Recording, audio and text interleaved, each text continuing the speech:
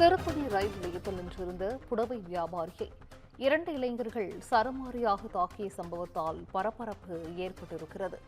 திருவள்ளூர் மாவட்டம் திருத்தணி நேர்நகரை சேர்ந்தவர் ஜமால்பாய். இவர் பழைய பட்டுப்புடவை வியாபாரம் செய்து வந்திருக்கிறார். திருத்தணி ரயில் நிலையத்தில் நின்றிருந்த ஜமால்பாயை இரண்டு இளைஞர்கள் சரமாரியாக தாக்கியிருக்கிறனர். இதனால் அங்கு பரபரப்பானது ஏற்பட்டிருக்கிறது. திருத்தணி ரயில் நிலையம் பகுதியில் வட மாநில வாலிபரை தாக்கிய நிலையில் மீண்டும் ஒரு தாக்குதலால் பொதுமக்கள் அச்சமடைந்தனர்.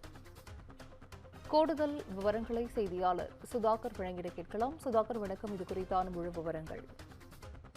வணக்கம் சிந்து. திருத்தணி நேரு நகர் பகுதியை சேர்ந்த ஜமால்பாய் என்பவர் பழைய பட்டுப்புடவை வியாபாரம் செய்து வருகிறார். அவர் நேற்று இரவு திருத்தணி ரயில் நிலையத்தில் நின்று கொண்டிருந்த போது அங்கு வந்த இரண்டு இளைஞர்கள் ஜமால்பாயை சரமாரியாக தாக்கிவிட்டு அங்கிருந்து தப்பிச் சென்றிருக்கிறார்கள்.